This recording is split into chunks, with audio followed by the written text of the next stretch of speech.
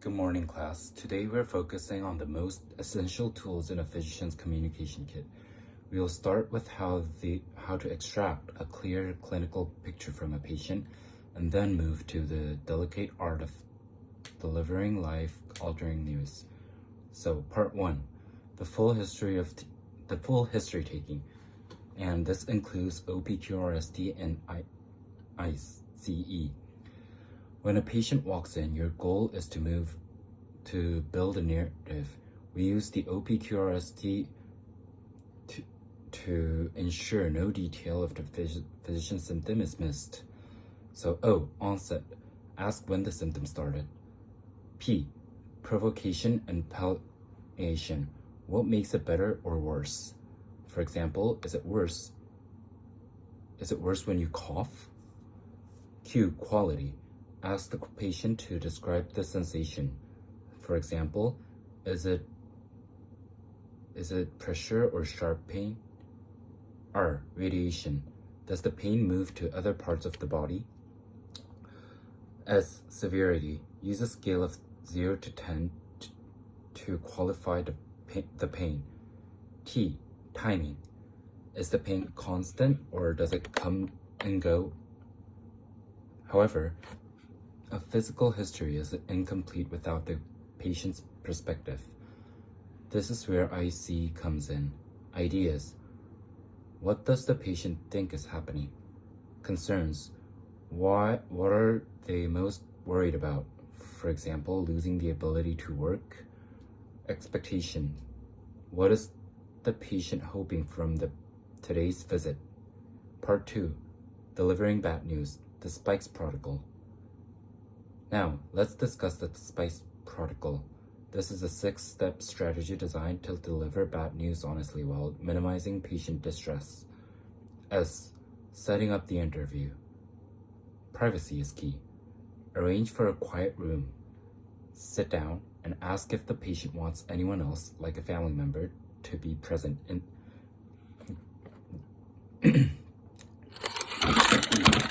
accessing.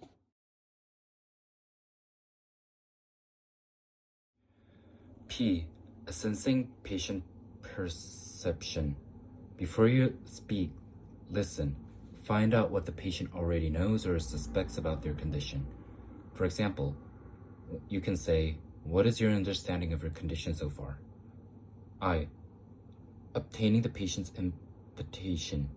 Do not assume the patient wants every detail immediately. Ask for permission to share the results. For example, you can say, would you like me to explain the results in detail? K, giving knowledge and information. Avoid technical jargon. Use a warning shot to prepare them, then give the news clearly. Example, the biopsy shows that this is a malignant brain tumor. E, addressing the patient's emotions with empathy. When the patient reacts, your job is to acknowledge their pain. Empathic responses help the patient feel supported. For example, you can say, I'm very sorry. I know this is difficult news. S, strategy and summary. Patients often feel lost after bad news. Close the session by summarizing the next steps and a clear treatment plan to give them a sense of direction. For example, you can say, we recommend surgery followed by chemotherapy and radiation.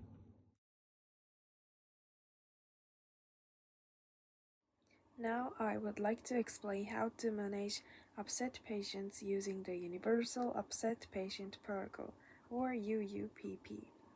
When dealing with an upset patient, the most important rule is to remain professional. We should not take the patient's anger personally. Instead, UUPP provides a simple, instructed way to respond calmly. The first step is to face the upset person. We should not avoid the patient or become defensive. Facing them calmly shows respect and willingness to listen. The second step is to open the emotional door by acknowledging their feelings. For example, we can say, "You look really upset." This helps the patient feel recognized. Next, we wait for a clarifying responses and then ask to hear their story. Simple phrases like, "Tell me about it," allow patients to express their concerns, which often reduces emotional intensity. The next important step is to empathize. We can say, "I'm sorry that happened to you," or "I'm sorry you feel this way." Empathy helps build trust without placing blame. After that, we offer to help by asking what the patient needs. If appropriate, we can then offer suggestions and involve the patient in decision making. Finally, we thank the patient for sharing their emotions and move on to discussing treatment. In conclusion, UUPP helps de-escalate emotional situations by focusing empathy, listening, and collaboration. Using this approach allows healthcare professionals to manage upset patients effectively while maintaining professionalism. Thank you for listening.